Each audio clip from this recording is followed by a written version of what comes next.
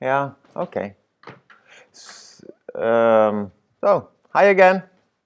Hi, nice to see you. Hope you are doing fine with project assignments, thesis work, whatever. Yeah. So, this is section 08. This is we're gonna have one more like this, day like this then. Section 09. I think it's 2 weeks ahead, Friday, March 6th, I think it is. So this is, well, some final work we'll do in the course now then.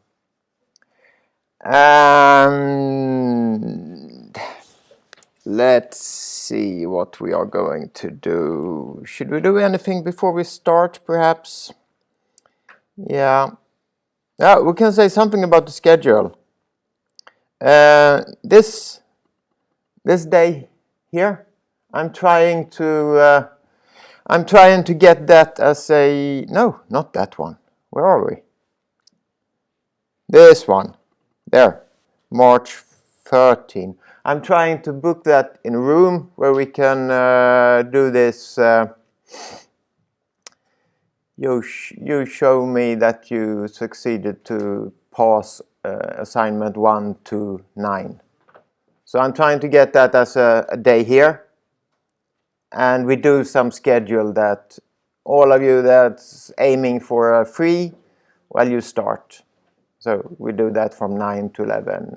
And you who are aiming for 4 or 5, yeah, we start like 11 o'clock or something like that. And something like that. I just want to have that sort of rescheduled. So by the booking manager. So I'll get back to you as soon as that happens. There, and I'm also trying to put in this, you know, we said that the third attempt to write the examination will be somewhere in mid-May. I'm trying to get that in here also, so that everything is in there. But I'll get back to you shortly with that also. Okay, and let's have a look at the recommended study plan. It looks something like this. And yeah, I think we are here somewhere. Week 5.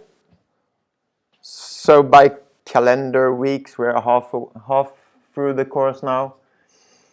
And it's basically saying that you are already done with assignment 3, assignment 4. You are at the end of coding your PHP CRUD assignment, or sort of attaching it to your own sort of work area.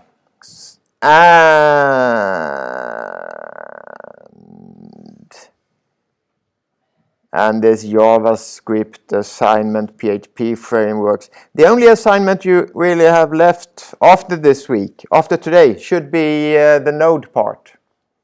If you are sort of ordinary students following the teacher's sort of main plan, that is. And there, we'll have an assignment for today. So it's mainly questions, but it's a tad more, a bit more to do if you review the assignment I put up. But my intention is that when you are here now today, that you will be able to solve that whole assignment before you go home. It will be a bit rough to do it before lunch. Maybe you can do it if you're really, really quick. But if you stick on 1 hour or 2 hours after lunch, you would be sort of done with assignment 08. So that was my plan. Assignment 09 will have an equal setup as we have today. So It's a bit of writing, not too much. I did put in this then. And this is what I'm trying to book. It is the day where you show me that you know the assignments and can code. Okay. There we are. So let's see what we are going to do today then. So I put up this like last night. So we have the intention of today is sort of to study and get acquainted to the web performance in web applications, and so get a view. How should I look at it? What is its parts? Should I be worried? How should I deal with it? So that's what we're going to do. There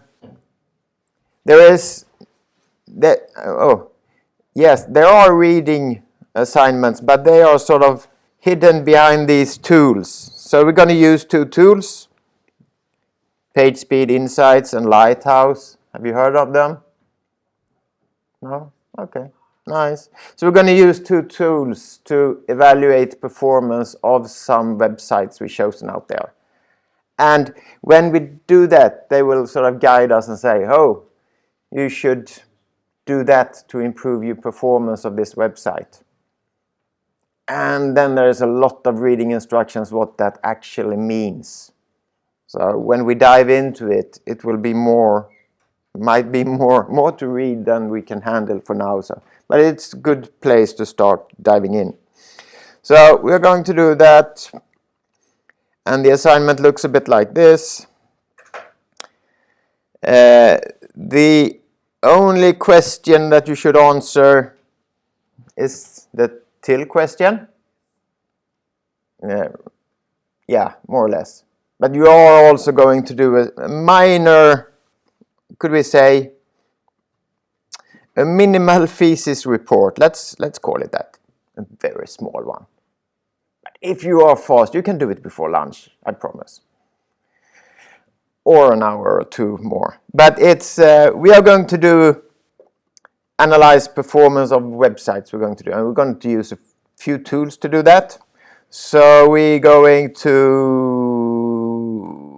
well, this is what we're going to do. Yes. Basically, I'm going to talk here 1 hour. So I'll be done by 11 with my slides here. And then we sort of start. You select 3 websites. You can do this in team. So you can work 1, 2, 3, 4 if you like. And that's fine. And you select a few websites, like 3. And then we're going to use these tools so to get a metrics on the websites. And we are good researchers now. So we take these measures and put them in some Excel sheet, collecting the data. So let's get that website. Let's do a reload 3 times, measure all them, and get an average of it done. So, not too many metrics, but still, we are doing it in a good manner.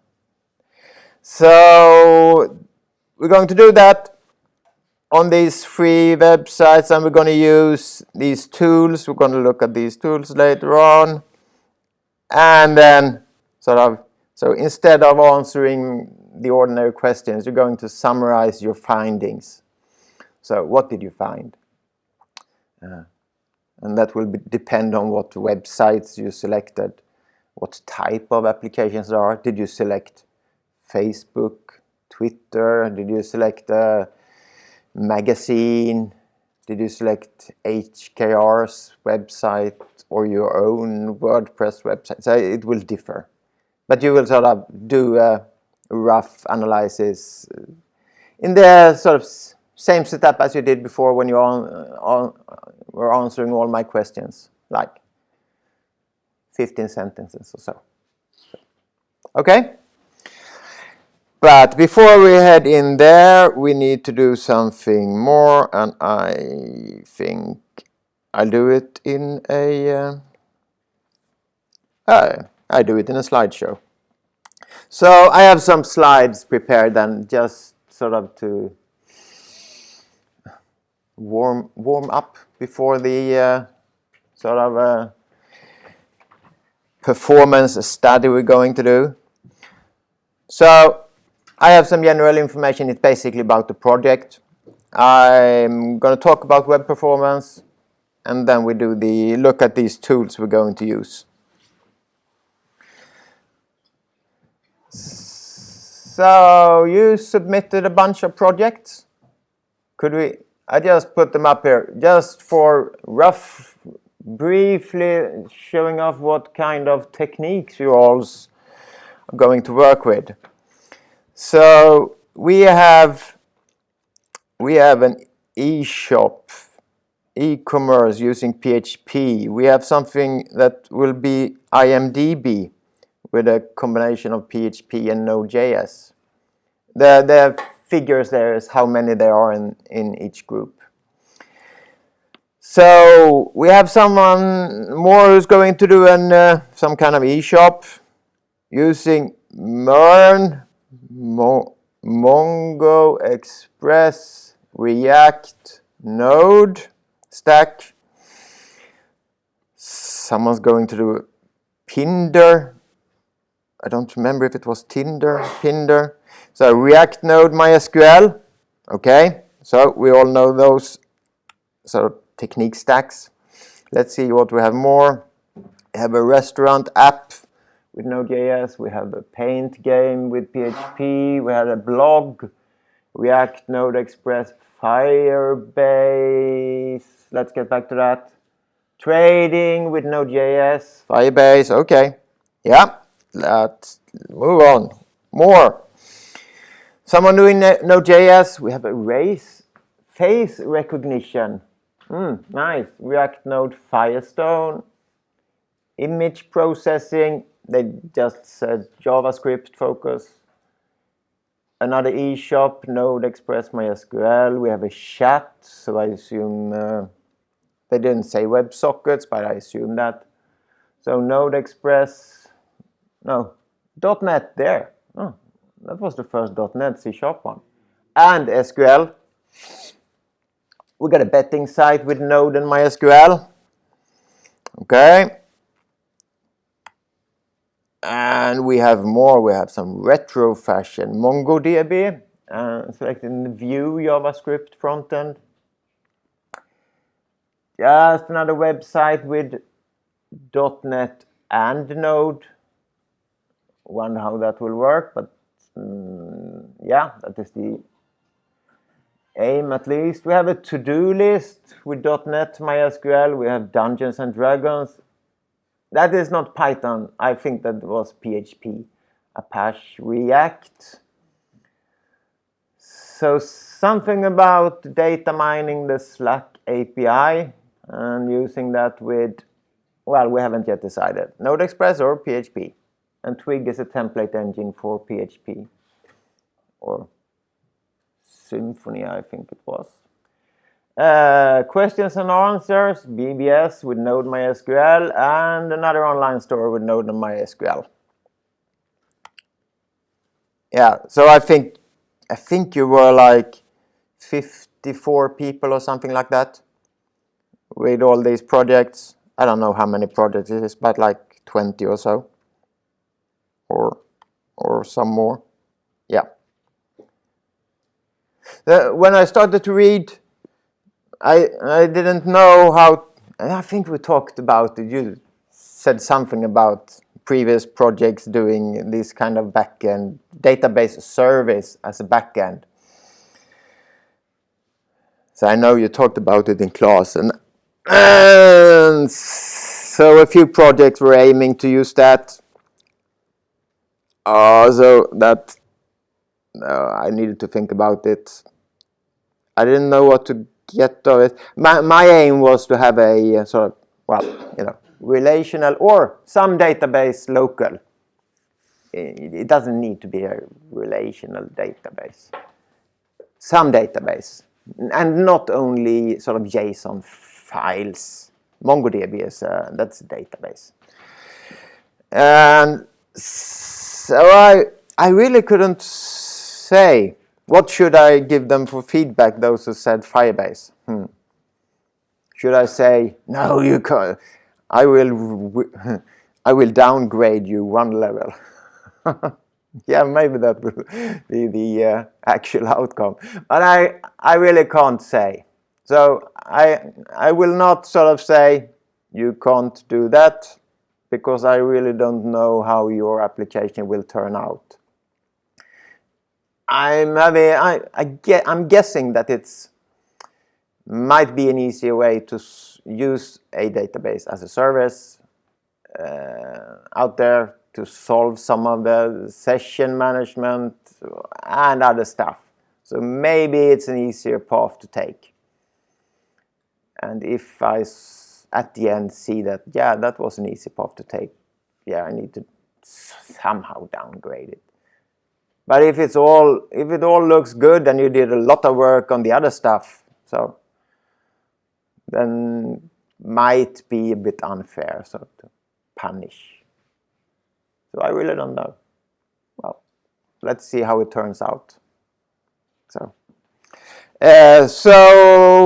everything, all submissions are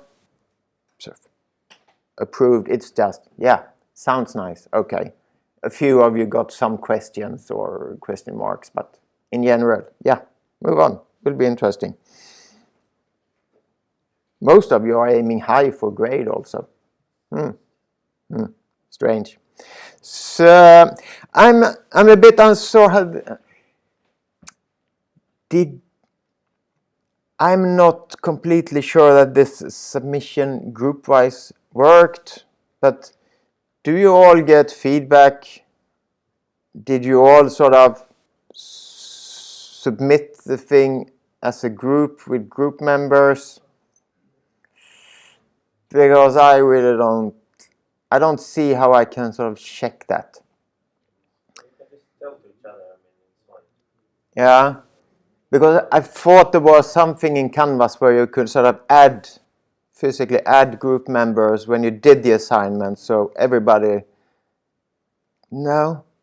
Okay. Okay. Well, previous lectures have done it where they've made groups numbered 1 to X, and then you, as an individual, join a particular group. Yeah. Okay. And then if you get feedback to that group, everyone in that group gets it. Yeah. Okay. So let's see if I should do it in another way in Canvas, just to make this logistically work. Okay. Okay. Good enough. Let's move on then. Maybe some of you could help me after lunch just to show me how it looks in your Canvas, this group assignment, so I just know that. Okay, so a quick note on these assignments again then, or submissions. So project start, yeah, passed, whatever, 17th of February. I added this A01, A09 oral and coding session. We're going to submit the project at the end. And there will be this project week where we have the review Monday and presentation Friday, I think it was. This is the final submission, and it just writes some final words on the whole course. Sort of. It's the last thing where you should sort of wrap everything together. And when you do that, I will also, there is where I sort of put the final grade on the whole course. So, and we have already checked Canvas, so let's see what we could say about this. So, a few notes about performance before we move on to actually do these sort of minor exercise. I tried to find some words on what is performance in general, not web performance, just performance. if you say that, maybe you could think, what is the first that comes to your mind when someone talks to you about performance on a computer program? Oh, maybe it's speed, how fast is it executing? Maybe it is, did I write my for each loop at the proper, most efficient way to do it? Maybe. And maybe this accuracy, efficiency, speed of executing programming instructions. Yeah, okay, yeah. Is it really that simple? Maybe. So if we just try to sort of go back a bit and okay, maybe performance area is a bit more sort of versatile and sort of larger than just writing a while loop efficiently. So we can just walk through some of these. Okay, I got short response time. Okay, yeah, I know that. High throughput would be to deal with a lot of data in an efficient way. Okay, maybe that applies to web, I don't know. Just being a green programmer, using as little resources as possible, sounds like a nice idea. Yeah, I can do that. High availability. You know how mad we get when the service is down. It can't really happen. Maybe you get some hints on how to get high availability in David's cloud course in the next course. Yeah, that could be nice. Fast data compression and decompression. Does that really apply to web? Maybe. We'll see. High, low bandwidth. Does that apply? Yeah, maybe. Okay. Short transmission time. Well, what would that be? Maybe it's from my web browser to I get a response or whatever happens. Okay, so some general performance factors all over this sort of computer area that we are in. So, okay.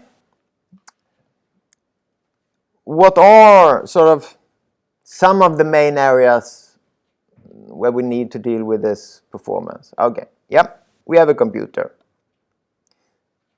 Or maybe we have a server. And maybe we have a client. But anyway, let's just say that's computer. How the resources on the computer are used. We have an application. So maybe that is an area where we should dive into. The application you are doing for your project now, is that fast or not? So it's just about application performance. I put up this a bit why you are going to do it in the next course, and it is also a sort of a lot of the stuff we put up. They are running on different servers and running in this sort of, let's say, just cloud out there, and servers need to talk to servers. So the application is not just running on one computer, maybe running on several computers and needing to talk to each other. Yeah, that might be some performance aspect when we do a larger application. Network performance, that is maybe one of the most basic things. Oh, the net is slow today. The net is slow. Then someone needs to fix it. The net is slow.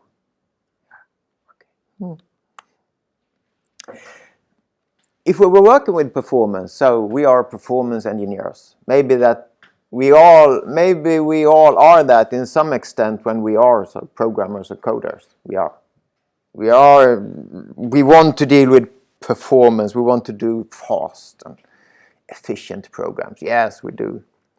So we could say analyzing performance could be one area.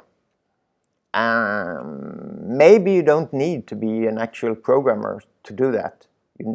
maybe you don't need to be able to solve the performance issues.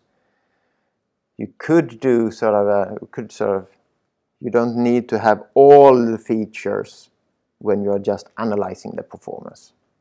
So performance is analyzing it could be some structured way, knowing how to measure things, knowing how to deal with the data. Okay. If we are going to tune the performance, maybe we need to be programmers, but we could also do that many times just by configuration. Configure the web server in the right way. Configure the database. Is it run on a large, small, medium server? Configuring PHP. PHP has a lot of different setup options in the startup file on how it will cache or not cache PHP objects. So all of those things and many more could be sort of tuned, configured. When you have done your project here, you really you should want to know that it was a good project and it works in different circumstances, like high load, low load. What is the response time on Friday afternoon on your eShop? How well are you doing on what is it, Black Friday when everybody is coming to shop? Will it manage or will it just sort of bang, go down? So if we actually want to know, we need to know a lot of sort of software performance testing and different areas of it. Okay. So let's say that was the general area. Any sort of software performance course taken. Let's see what kind of attributes we have in web performance or web application performance. So I have a few slides sort of pinpointing some areas where we could have concerns or where we really should be able to know how stuff works. If we should be able to provide a proper answer, yeah, let's do that. That is the way to go. So,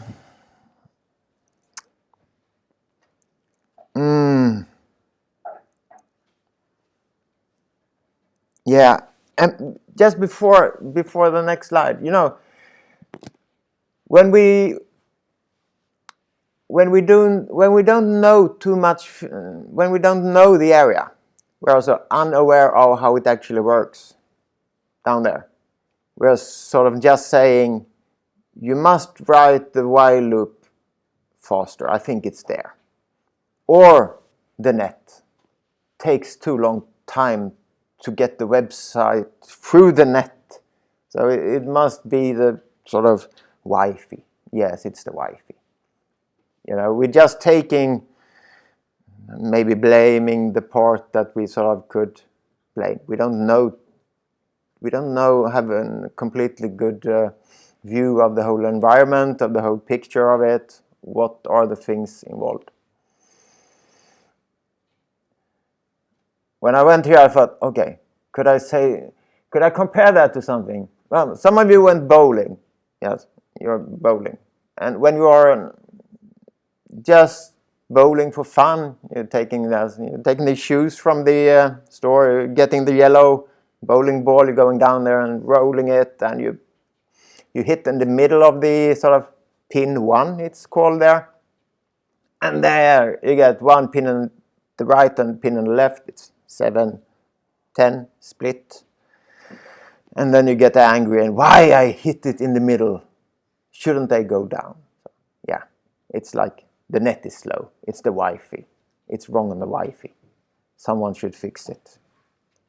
But then if you are a real bowler, let's say that you have trained bowling. You know that the bowling lane contains oil.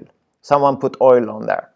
And you know the oil, as it's a program, so the oil is sort of provided to the lane in a different sort, maybe like this, sort of there, and it ends after the arrows there. So that might affect how you do.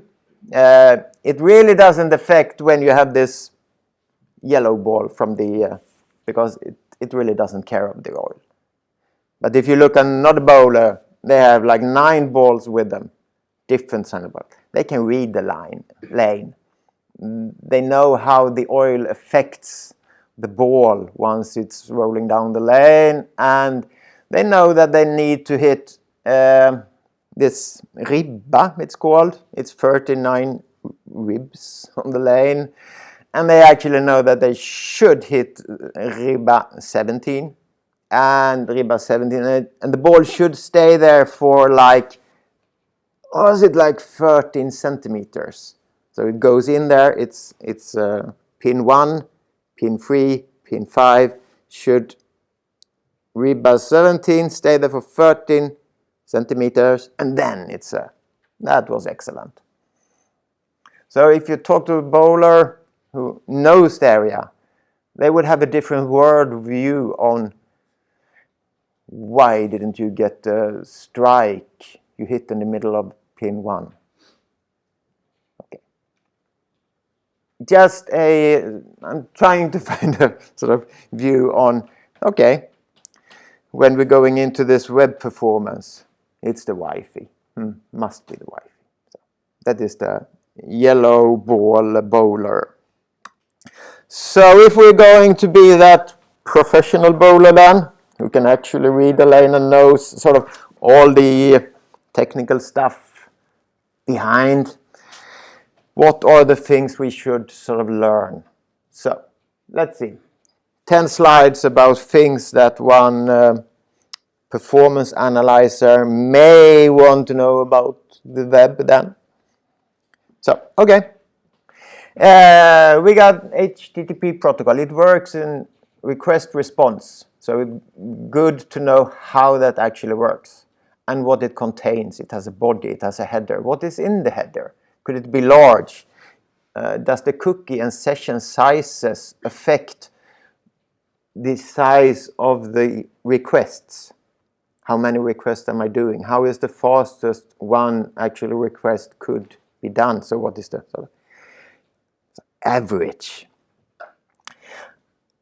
I'm not only doing HTTP protocol, I'm doing this fetch or Ajax, or I'm doing long polling Ajax, which affects the application performance or experience.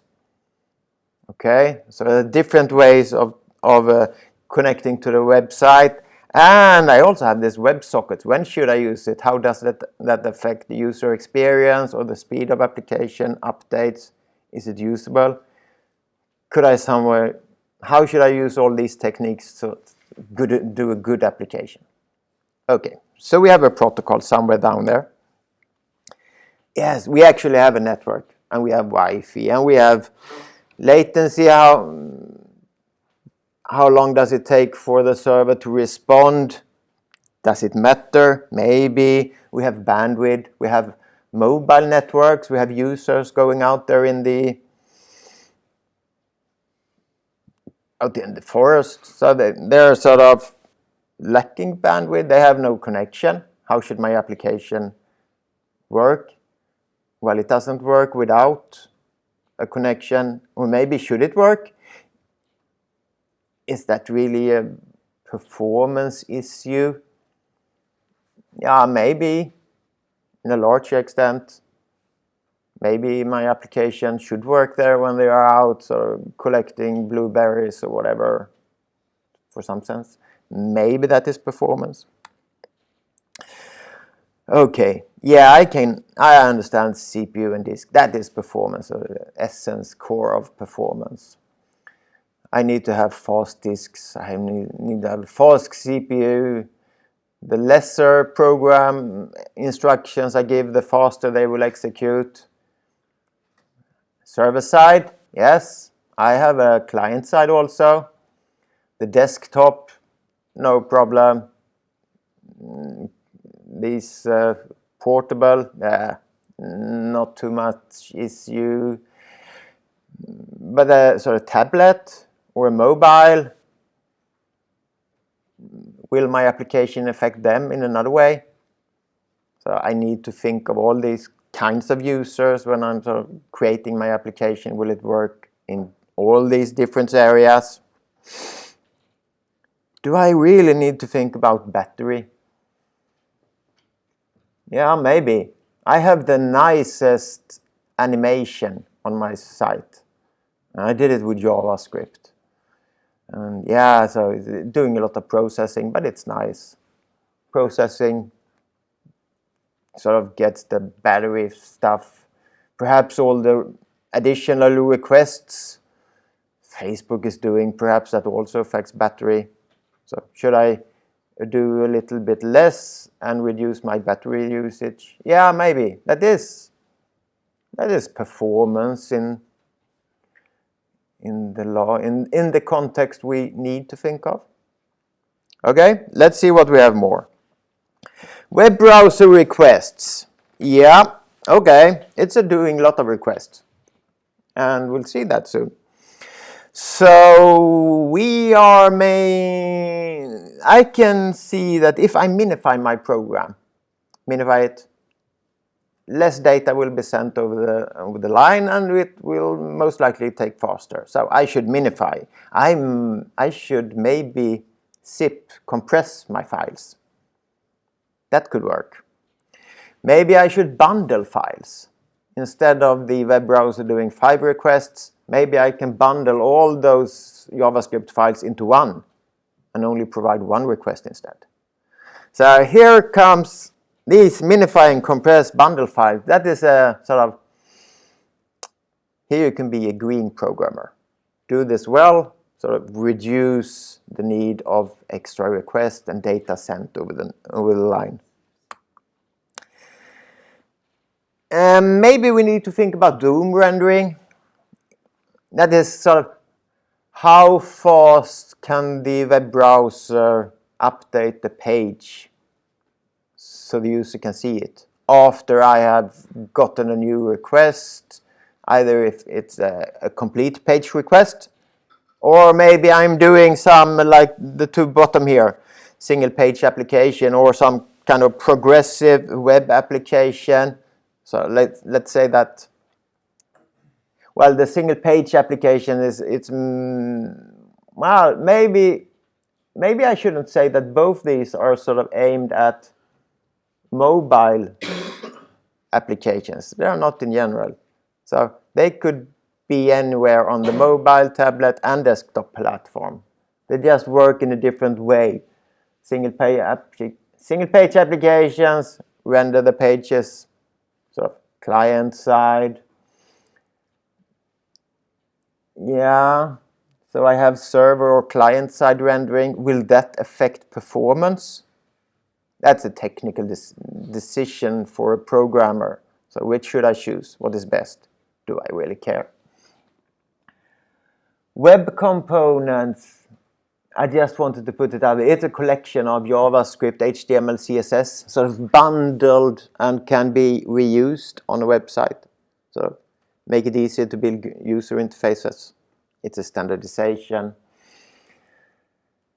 Should I use that JavaScript versus CSS animation? You should, in general, go with CSS animation. So that was a sort of rule of thumb. CSS animation is, well, said to be, should be, more implemented in the browser, so the browser can deal with it more efficiently than having your own sort of JavaScript animation. So when there is CSS animation, go for that and reduce your JavaScript coding for those purposes. And yes, there are some ways that you actually could sort of write good code in general, sort of stay out of trouble. Yeah. Images. Wonder how much content that I download on the website, how much is related to images? And how much can I optimize my website download performance view by thinking of image, file format, file size? That's it. Yeah. Quality resolution, high pixel density screens. How should I deal with that? They actually want an image that is twice as large to be displayed in a very sort of crispy way. But that is larger than I actually need to send to the device. Should I do it? Okay, so images. Here are, well, these are a few techniques that is sort of a new HTML5 API. Web workers is a way to have a JavaScript thread in the client, so running all the time, listening to requests.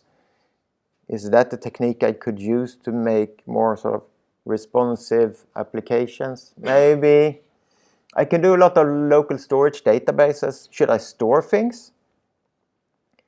How could that affect performance? Well, for the one out in the forest there, picking blueberries or whatever, yeah, I could actually provide an application that will work even offline mode, by perhaps utilizing local storage.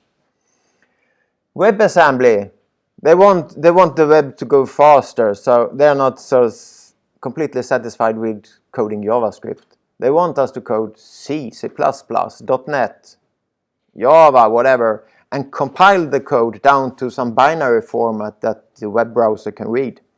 So compile from any language down to binary format and run it in a web application. That sounds fast, maybe. Maybe WebAssembly is the way to go. Yeah, caching. Yeah, I understand if I can do a lot of caching. Can I affect that as a programmer? Can I affect how the browser caches resources? Do I do it on the Apache web server?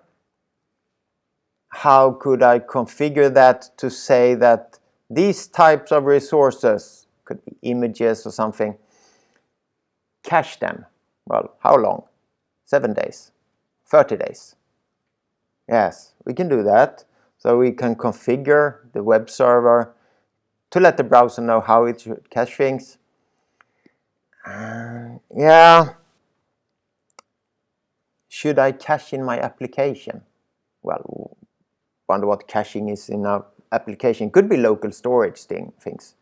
Could be usability things where it makes it easier for the user to do a re-login after the session has timed out without the need to actually provide user and login. Is that the performance? Yes, it's usability at least.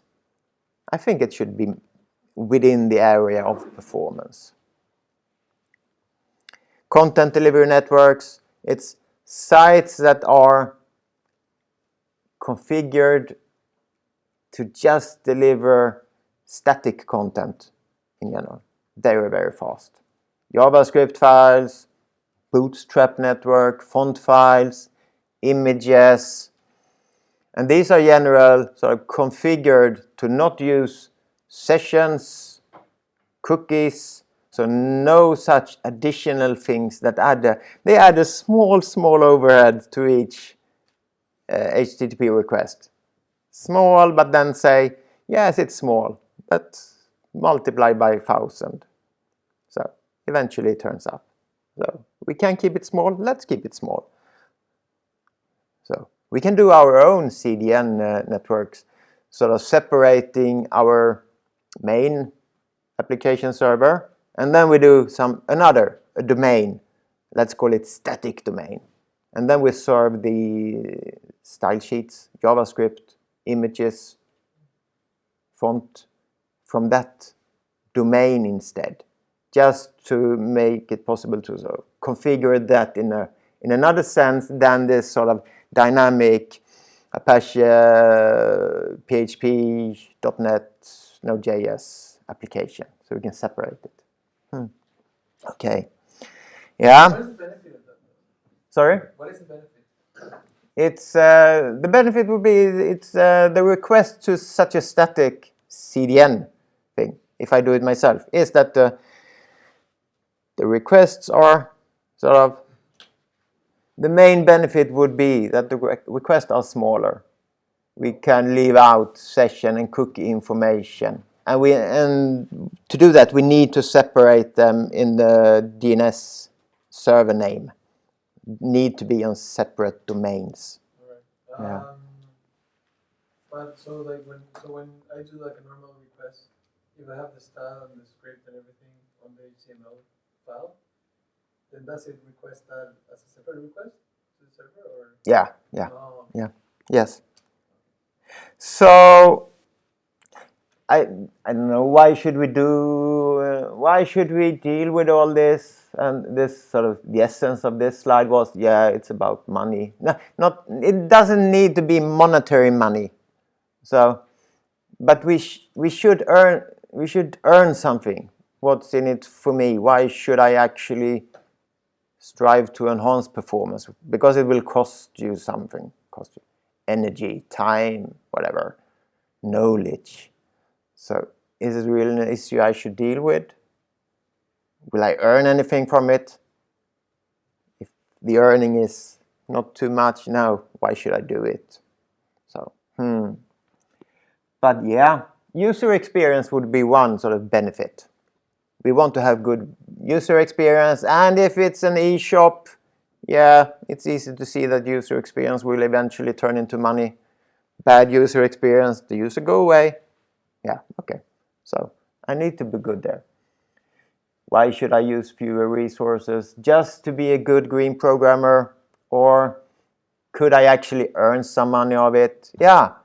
So if I made the server do less CPU instructions, eventually, if I multiply it by some stuff, I will eventually use less energy in my sort of large sort of cloud center up there in northern Sweden. So yes, but does it really care? Does it really matter? Maybe. So let's see, that we should earn something. Have you heard about premature optimizations? It's a bunch of text there, but it's really good to have in mind when we walk into this area that we are going now. It's a software programming philosophy. So a way to think about how I do decisions when I program. So when I'm doing something, should I do it or should I move on? So yes or no. So this premature optimization said that programmers in general, like us, we tend to think and talk about optimizations a lot of time, more than we should actually do. We're talking about it. It takes energy to think, talk, discuss, argue. Is the while loop, should I write it in a better sense? Is it too fast? No. So summary here, do not try to over-optimize ahead. Maybe you should just move on. You and we and the team are at that kind of level that we are, so let's just move on and try to solve the thing.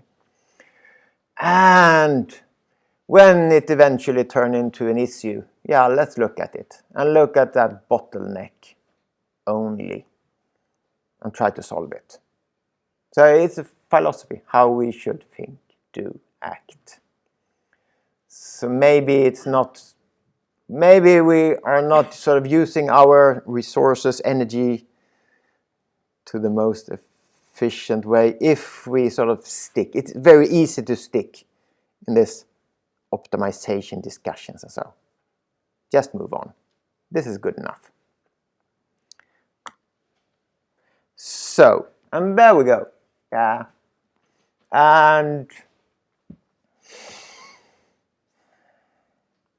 yeah, we take a break and we start 20 past, and then I will show you these tools for 5 minutes, and then I will just to kick you going in this sort of assignment. So 20 past?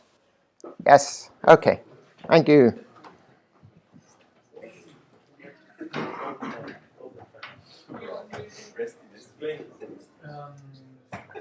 Calling order?